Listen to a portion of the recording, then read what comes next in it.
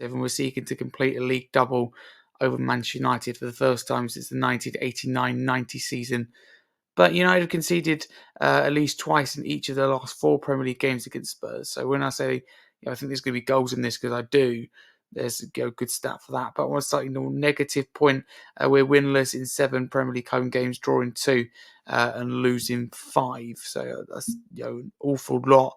But for Man United, they've won 4 of the last 5.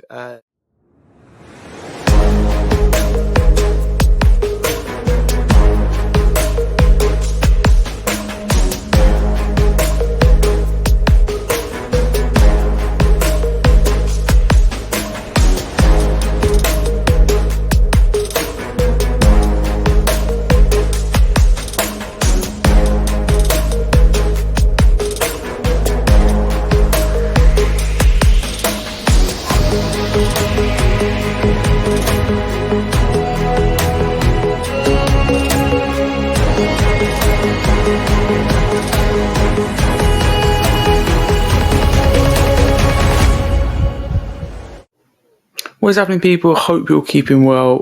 Welcome back. It's Scarfe here from Spurs Chat Podcast. As always, delighted to be talking to you. Feels like it's been a while because only no midweek game this week, 1 game a week.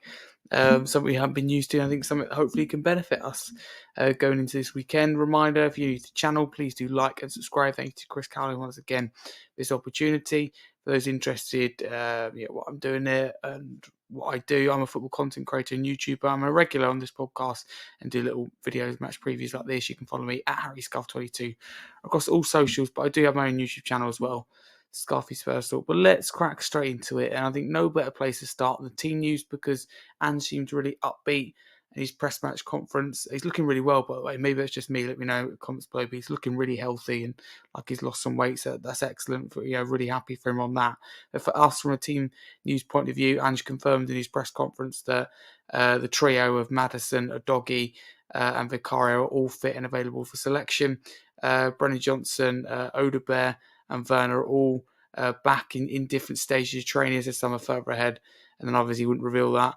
But he did also say Romero and Van de Ven only 2 to 3 weeks away. I say only. I know it's still a vague update I think he gave, but he said then don't need surgery. They've been close to needing surgery. It's just a case of, in particular, Van de Ven just protecting more than anything's necessarily wrong. So that was good.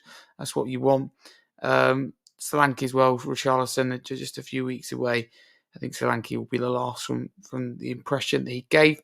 Man United, a few injuries themselves, nothing massive, few illness issues as well. He did not name players such as Bayende, Evans, and Mount in their last game, which is the FA Cup over Leicester. Their controversial victory when Maguire was clearly offside. How was that not given? But yeah, no, let's go to a little few stats head-to-head. Spurs are unbeaten in 5 of the most recent clashes against Man United, the last 5 games, winning 3 and drawing 2. That's really impressive, and we're seeking to complete a league double over Manchester United for the first time since the 1989-90 season. But United have conceded at least twice in each of their last 4 Premier League games against Spurs. So when I say I think there's going to be goals in this, because I do, there's a good stat for that. But on a slightly more negative point, we're winless in 7 Premier League home games, drawing 2 and losing 5. So that's an awful lot. But for Man United, they've won 4 of the last 5 games in all competitions, losing the others, an upturn in form for them. But they've secured just 14 points from possible 39 since Ruben Amorim came into the job, took over the job of Man United manager all the way back in November. Only 5 sides have picked up fewer in that time, so it hasn't been the new manager bounce, it's fair to say, but they're getting more solid. And Diallo is Manchester United's top goal scorer this season, and he's been a real, I think, spark in this Ruben Amorim system. Bruno Fernandes, we know the quality he can pose in United, pose different threats here, there, and everywhere, but Diallo is their top scorer. And he just seems a very key player for Amorim from what I've seen in United anyway. The Google win probability, they say 39% chance Tottenham win this game, 36% the Man United, and 25% of a draw. So it's quite split, but just about favouring Spurs. Reminder, this is a 4:30pm kickoff, Sunday the 16th of February, live on Sky Sports. But in terms of predicted team, it's really hard. It's going to be a bit nitty-gritty. I think some players on the bench, some players return. to the lineup. So it's hard to give an exact lineup because whether it's best to risk them from the start, and sometimes you're better to do that so they don't have to adjust to the pace of the game when coming on, if that makes sense.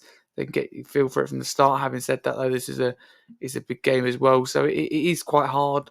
But even just having like Scarlett back on the bench, who was obviously cup tied the last couple of games against Liverpool in the Carabao Cup and Villa in the FA Cup, that's massive. It's still an option to have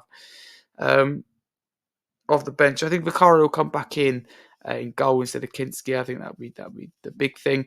Doggy is a possibility. I think he might come in, but let's just say he goes to the bench. I think Sarr goes back in that side. Basuma probably goes back in. So there'll be quite a few changes. Davies could go back in. So I'm not quite sure what the team will look like. But get involved in the comments below, guys. What do you think the team will look like? But for me, Tell has to be in there. He's been a bright spark in our kind of struggles the last couple of games. New signing. Dancer as well. Will he keep his place? Will Gray remain at centre back? So we've got a few more options for Ange. That's maybe why partly seemed more upbeat in the interview, in his post-match interview. But this is still a big game because it's Tottenham, Man United. Yes, neither team are in form and both in dire straits on and off the pitch, but still a big game. I think it has goals written all over it. I'm going to go 2-2. Feel a little bit more confident with these players coming back. I don't think we'll quite be able to get the win. As I said, United are all upturning form, and I think will pose real challenges in this game. But thank you very much, Chris, for this opportunity. I just want to say to him to keep up the amazing work as always. He works so hard, so I hope you guys can see that and support him. Bit of interest in what I do. I'm a young 16-year-old football content creator and YouTuber, and I do have my own YouTube channel as well, Scarfey Spurs. As well as my own socials at HarryScarf22 on TikTok, X, Instagram, you name it, creating daily Spurs and England content.